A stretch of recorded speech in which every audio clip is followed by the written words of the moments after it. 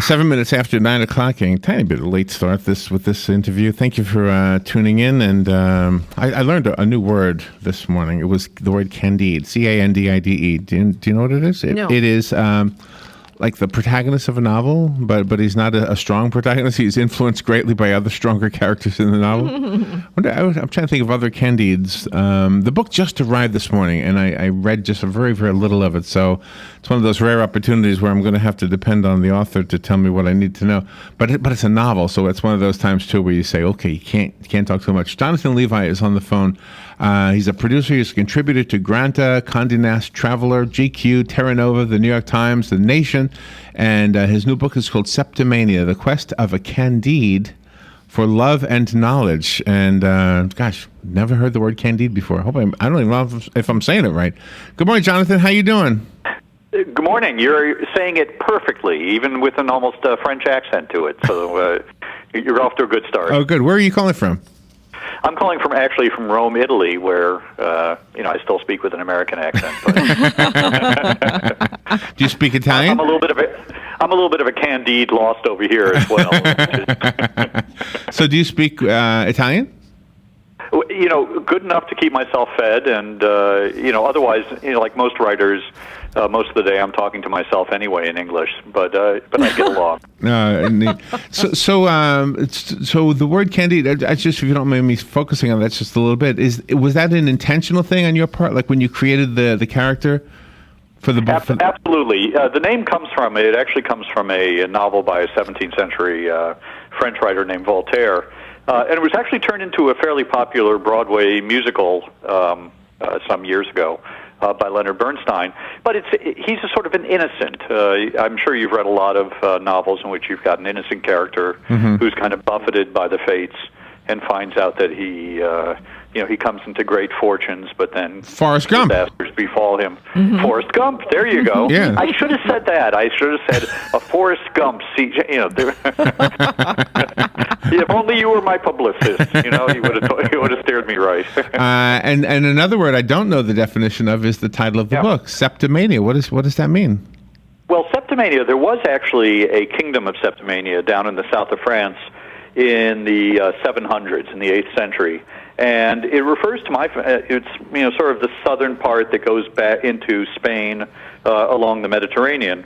And back in that time, it was a kingdom that Charlemagne gave to the Jews of that region in thanks for them essentially ratting out the Moors, the Muslims, who had come up from Spain. They opened up the gates and let Charlemagne come in and take over the town. And they did this, and in return, what he said was, look, if you send away to the king of the Jews and have him send one of his sons, a prince, to rule over Septimania, I will give this to you as an independent kingdom. So we're talking, now a millennium before anyone thought about the state of Israel, that there was an independent Jewish kingdom in the south of France, and that was run by the Jews. That was a homeland for the Jews. And Charlemagne did this because he wanted him to marry his daughter to this prince. And the reason why was that the king of the Jews was descended from King David from the Bible, who was also the ancestor of another guy named Jesus Christ. Okay. So all of a sudden, Charlemagne and his family is not only king of the Jews, but he's also Holy Roman Emperor. He's the head of all the Christians. And my Candide of a character, my Forrest Gump, finds himself in the late 1970s, which is when the novel starts, inheriting this kingdom and being not only king of the Jews and Holy Roman Emperor, but because someone else got in there as well, also Caliph of all Islam. Well, and wouldn't that be good? That would be the end of a lot of the wars, right? We had one person. Well, you would have thought so. You would have thought so, but you're going to have to read the rest of the book, Larry, to find out if that's. In fact, my book. If people read my book, it will end all wars. I guarantee you. So our Candide, or our protagonist, is named Mallory. Am I right? That's right. He's named Mallory. He's a young English student. He's sort of a perpetual graduate student who also happens to be an organ tuner. He goes around fixing organs around around Cambridge, England, and finds himself at the beginning of the book, with one organ that just doesn't work. And all of a sudden, through the organ loft pops the head of this young 19-year-old blonde girl who turns out to be a dyslexic math genius, and has just, in fact, received her PhD that morning with a very simple equation, which is I equals U. Oh my gosh! Louisa. So this is a funny book. Up lying down in Ocala in Gainesville, but it works very well in this case. I don't think there's not a man on the planet who would care if he lost his virginity to a dyslexic girl or not. We just don't care. Yeah. I equals U is good enough for me. But the problem is that she then disappears down through the hole in the organ loft, and the rest of the book is his quest. Oh my to gosh! find her again. We're at such a disadvantage with this one because we haven't. It was on my desk this morning when I got here, so I apologize for that. I mean, usually we're a little bit more familiar with the book. We're depending on you to help us become familiar. You have quite a history of different artistic endeavors yourself. You like producing music, opera, and then you run the opposite gamut of science and math. So you really had to bring all of your fortes together to create this wonderful novel. Well, I mean, I think part of the wonderful thing that a writer can do is, he can create he or she can create their own universe. And they pull together the things that they know, and they try to convince their readers that those things are important. And I was trained as a classical violinist, but then started playing jazz violin in college when I realized that sort of worked like I equals U in organ lofts, and it was a lot more fun. and I started writing, as you mentioned, Larry, at the beginning. I started a magazine called Granta, which still runs. It's a literary magazine. When I was a student at Cambridge University on a grant in the late 1970s, and pursued that for a little while. But then when I sold that out, I started writing. I had a novel published in the early 1990s, 1992, and then wrote a couple more novels that I just couldn't get published for one reason or another. I mean, we always say that there are three possible reasons you can't get a novel published. One is that the publishing industry is no good. The other is your agent is no good. Right. The third is that in fact, there are only two possibilities. Right? Very funny, very funny. But in any case, I went off and I did a bunch of other things when that wasn't working. And, going back to my love of theater, my love of music, I had, pulled that together. So finally, when I moved to Rome for good in 2007 with my wife, I wanted to get back to writing. And all of those experiences, in a way, added up to my new universe, and I wanted to put them into a book. And what came out was Septimania. That is interesting. I have a question. Since you do music and books, I also write music, and I'm 61. I need you to know that in order to tell you this. Mm-hmm. That when I was much younger, the songs that I wrote I was getting nibbles, and I was having the same experience with publishers. So sometimes they were idiots and didn't like my stuff because they didn't know any better. But I did have a few and it was always like kind of close to the mark, But when I got older, like now, I think, you know what? Let me try and do that again. But you know what I get now? I get from the publishers, gosh, your stuff sounds so dated. And I'm thinking, no, I just wrote it yesterday. I just wrote it last week. It's funny. I just had the other experience because I had a band back when I was in college, and we went out and we made a few albums. You remember you're my age, so you remember what those things are. Right, of course. Those round things. And one of the guys in the band set up a website, and we've got stuff on the website from all over the years, and we still play together every once in a while, still record a few things. But we just got a message up on the website a few days ago from some radio station out in California. Said, "Hey, I think this would be good for some radio play." As if we had just come along yesterday. Yeah, right. So, we had the opposite effect. Nobody paid us any attention back then, and now who knows? I think as long as we can get, photographs of that is people up there on the site, I think that's probably key. That's funny. That's funny. But I think your experience is probably my experience, which is that you never leave these things alone. But I wondered if it sticks with you. I wondered if it applied to novels. I mean, does a novelist who takes a few years off or a few decades, when you get back into it, do the publishers say it's a great novel, but it sounds like you wrote it in the 60s or the 80s? Or... Well, what was interesting with Septimania is that I started actually with this character Mallory back in the mid-'90s. It was my fourth novel, and the other two novels that didn't get published were both about South America. And I had finished both of them and was starting to work on Septimania when my agent called me and said, John, I'm getting this response that nobody wants a South American novel by a guy named Levi. If your name was Garcia Levi, we'd be able to. Isn't that unfair, though? Isn't that just unfair? Ain't it unfair? But in any case, so at that point, I figured, it's time to stop knocking my head against a brick wall. So I put Septimania to the side.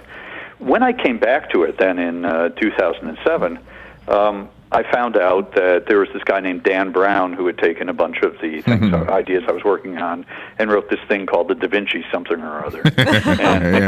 And so I said, well, okay, I've got to change this book somewhat.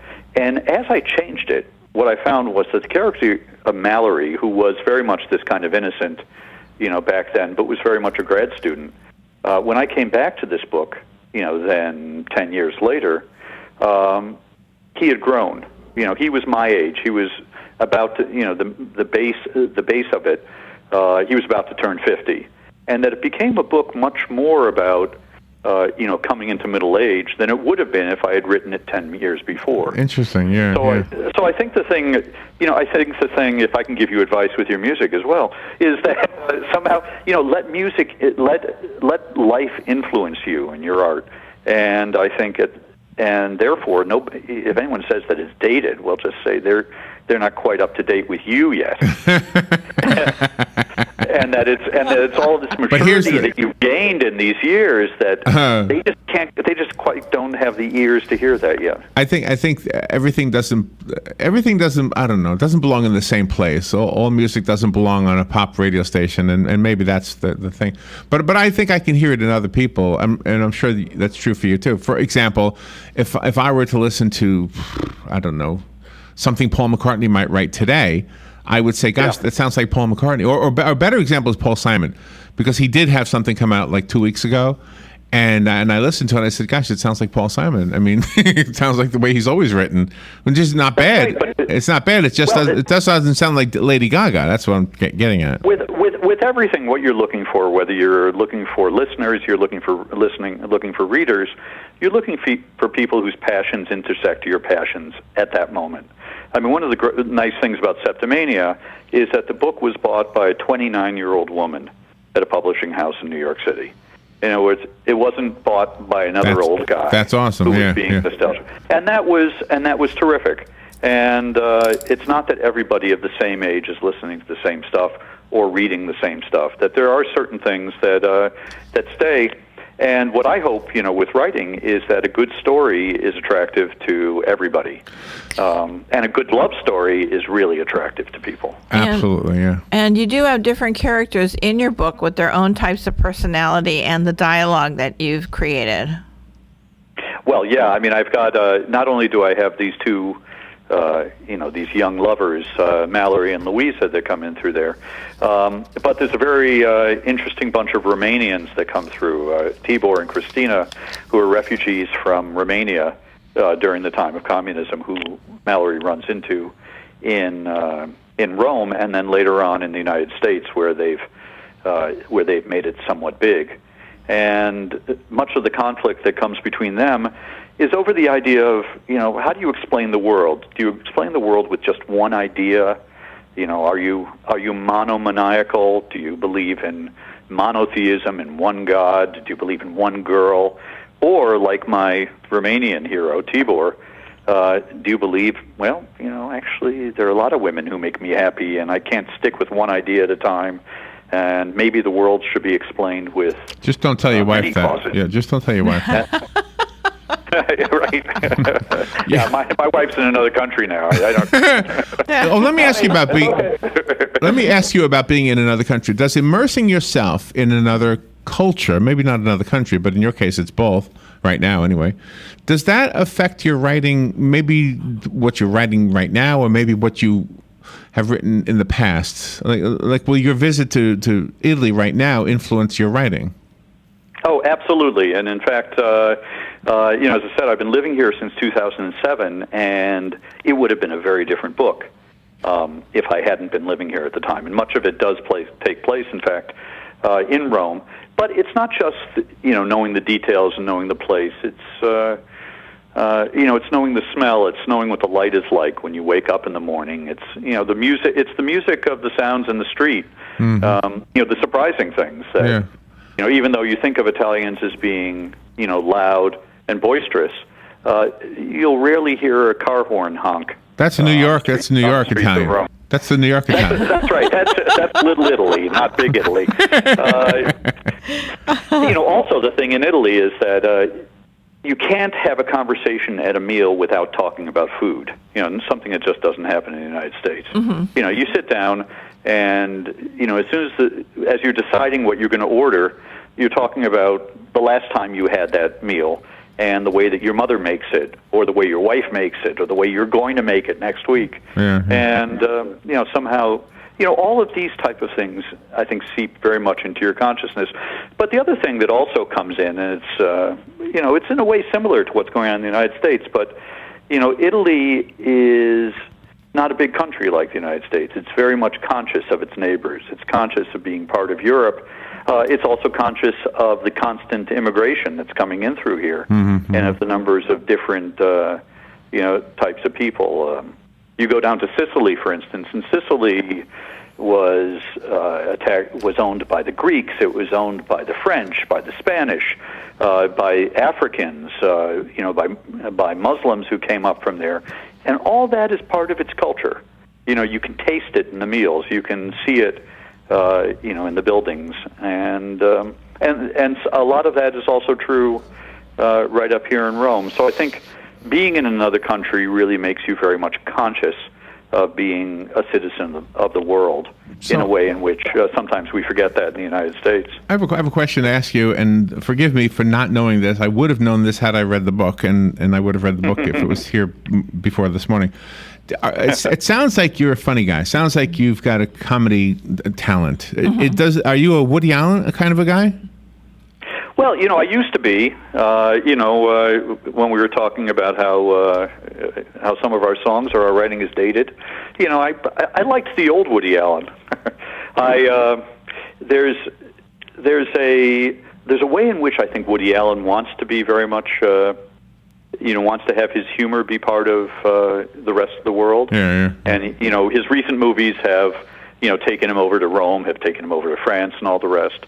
But sometimes, and you see this, I think, sometimes with Americans who travel, that what they do is they're bringing their country with them, and that Woody Allen is still very much stuck in New York City. And as much as he wants to be a citizen of the world, it doesn't come out in his humor. He's not listening to the jokes. Oh, interesting. Of the rest of the world. And I think that's part of, I don't know which comedians I like. I like more in terms of listeners. A guy, for instance, like what's his name, who plays Borat, is someone who I think is much more of a listener. Yeah, I never know his name. I always forget his name. Me too. He's got three names, right? Cohen. Sacha Baron Cohen. Sacha Baron. Yeah, there you go. Sorry. Yeah. If you're listening, Sasha, I'm really sorry about that. But the religious aspect plays an important role in your book, also. Yeah, I mean this issue, as I talked about at the beginning, and Larry was saying that if you had the Holy Roman Emperor, the King of the Jews, and the Caliph of the Muslims all wrapped up in one person, would that solve the problem of the world? And I think the answer to that is pretty obviously no.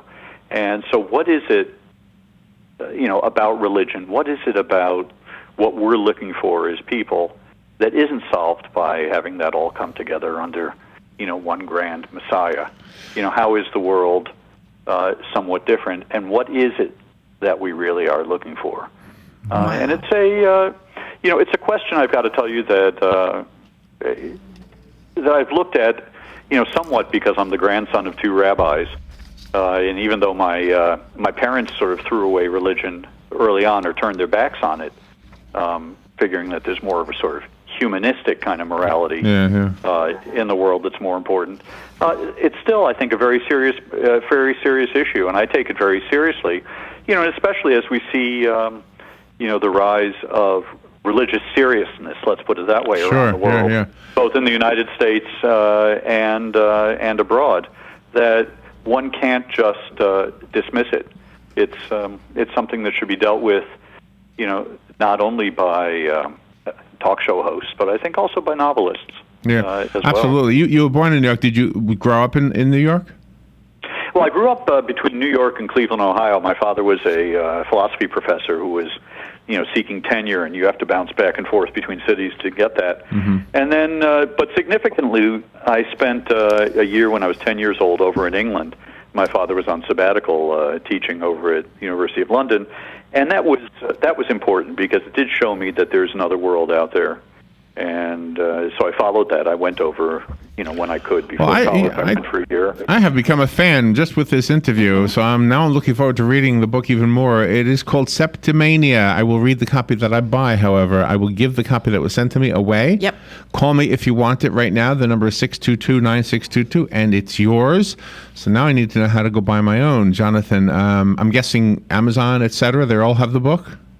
They all have the book, Amazon, Barnes & Noble. I think that there's an indie link you can get to it. And I would hope that down around where you are that there's some good independent bookstores who carry it as well. Absolutely. And it's always nice to help those people out. Do you have a website? And I've got a website. It's my name. It's www.jonathanlevi.com. And there's all kinds of information about the book, including, Larry, if you're interested in it, a song I wrote as the book trailer for it, performed by a string quartet percussionist and a great Czech singer named Eva Bitova. Oh, wow. Oh, my goodness. Now you got me. Now I'll definitely get to the website.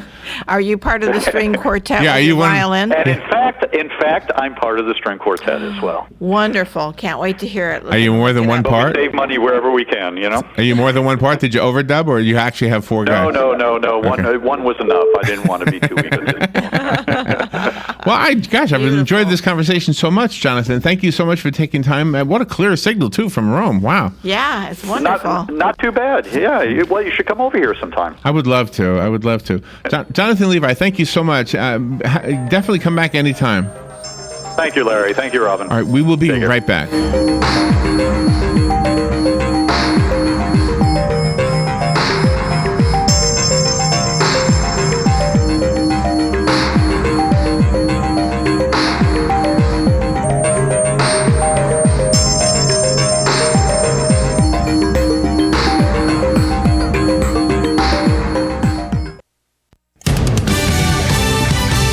Fox News Radio, I'm Lillian Wu. I think it ends up being a double-digit victory tonight. In West Virginia, Bernie Sanders picking up at least 5 more delegates than Hillary Clinton. West Virginia and Nebraska going to Donald Trump for Republicans who have no active GOP opponents. That includes Senator Ted Cruz. He returned to Washington, D.C. in the U.S. Senate yesterday.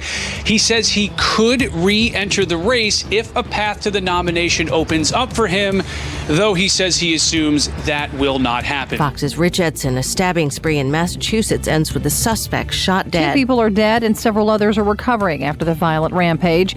Police say Arthur DeRosa first crashed a car in Taunton, then went inside a home and stabbed 2 people, killing 1. Then he drove to the Silver City Galleria Mall, where he crashed through Macy's and then stabbed 4 people in a nearby restaurant. Fox Radio's Tanya J. Powers. Fox News. We report. You decide.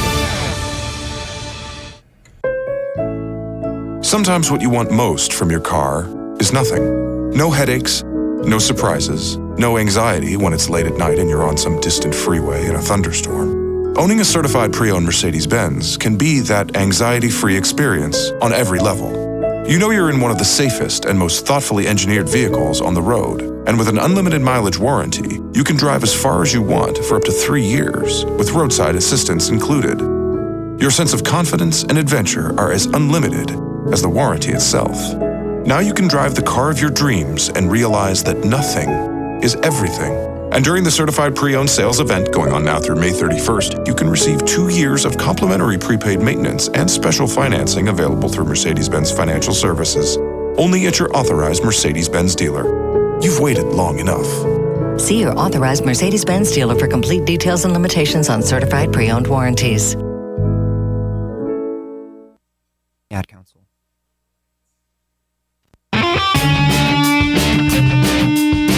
Are you in need of custom screen printing, embroidery, or promotional items? Then look no further and come visit the brand new Legacy Team Sales. LTS is conveniently located off 17th Street next to Armstrong Homes in beautiful Ocala. We offer the best prices and highest quality products for your company, team, school, or nonprofit. Whether looking for screen printed shirts, embroidered polos, or travel team uniforms, you'll be sure to find it at Legacy Team Sales. Come visit our new 27,000 square foot facility. Our friendly and knowledgeable sales staff will assist you in every part of your custom purchase. LTS carries the hottest brands in the industry like Under Armour, Russell, Mizuno, Asics, Badger Sports, Gildan, Pacific, Ogio, and many more. At LTS, screen printing embroidery is done in-house and we guarantee customer satisfaction. Stop by, give us a call, or check us out on the web at shoplts.com. Remember the name, LTS.